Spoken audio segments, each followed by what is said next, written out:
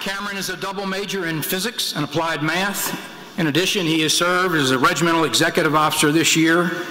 He was commissioned yesterday as a distinguished military graduate in the United States Army as an infantryman. Mr. Armstrong is a distinguished graduate with Institute Honors. Mr. Armstrong.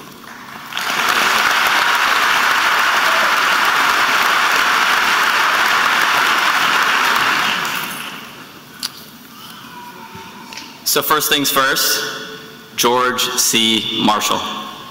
There, I said it. That's the first and the last time you're going to hear his name in my speech. So Brother Rats, you can stop counting and maybe listen a little bit to what I have to say.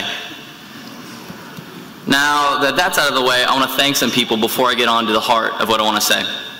First, I want to thank General Dempsey for being here. I know I can speak for my class when I say that we deeply appreciate you taking time out of your busy schedule to give us some guidance in your upcoming speech. I also want to thank the members of the Board of Visitors that may be here today. I want to thank General P., General Schneider, Colonel Trumps, and Colonel Levinson for all their guidance and tough love this past year.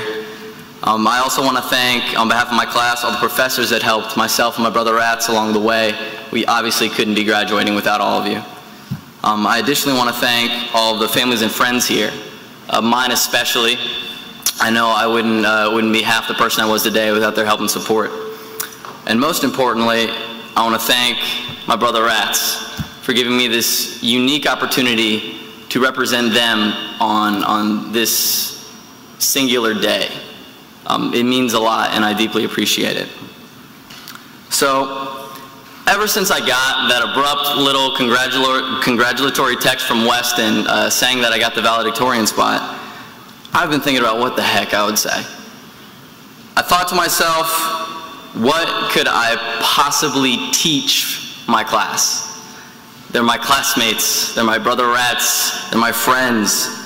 We've been through the same stuff the past few years. We've endured the same things. We've been through everything together.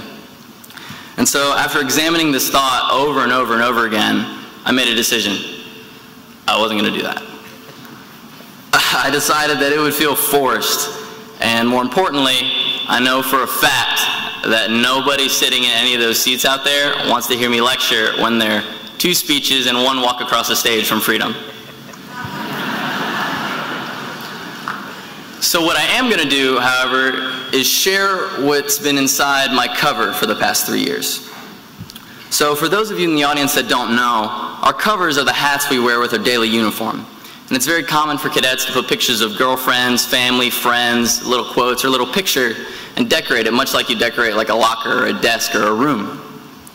And so my story all starts at the beginning of my 3rd class, my sophomore year.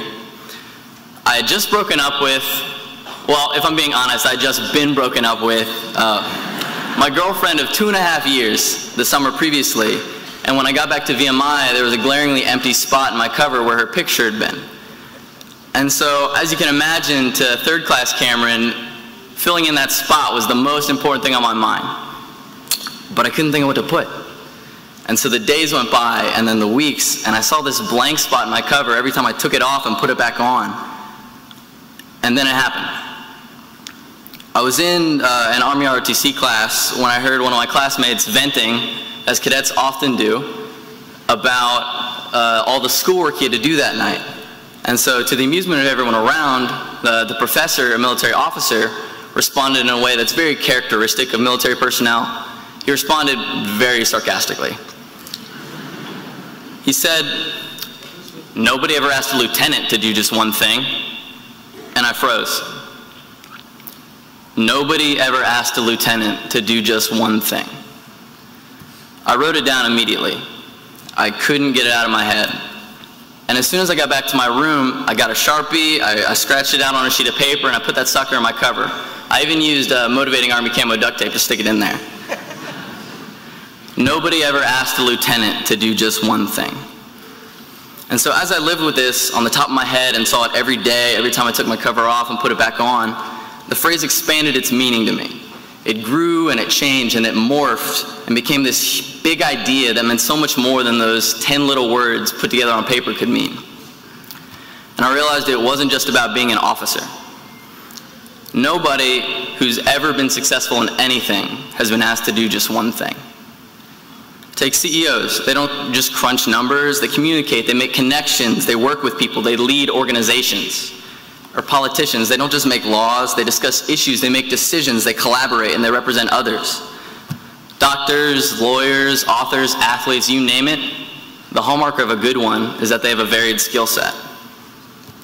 And so, when this reality check hit me, I tried to make it fit in the world that I was living in, this VMI universe.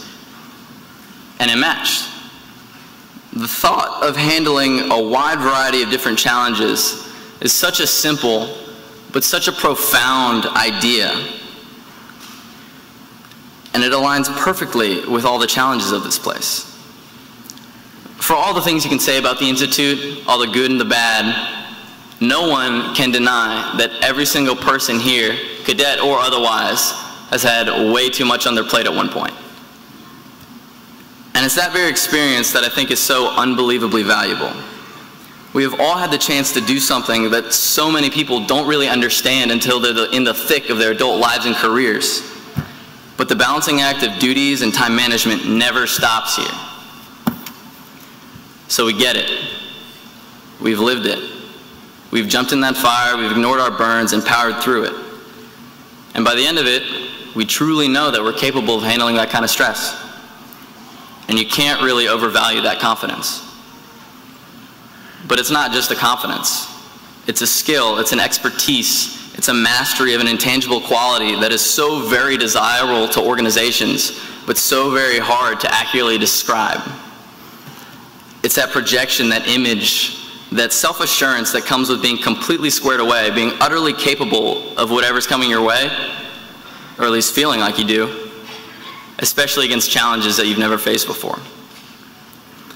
Now, of course, all of this should probably be tempered with a healthy dose of optimistic realism, but it really does feel good knowing that we've accomplished something that most people couldn't or just plain wouldn't do. So after keeping that idea on top of my head for the past 3 years and enduring everything with all you guys for the past 4, I honestly think it's very much a good thing that nobody ever asked a cadet to do just one thing. Because nobody ever asked a leader to do just one thing either. Thank you for your time. It's been an honor. Robert Jr. Mill.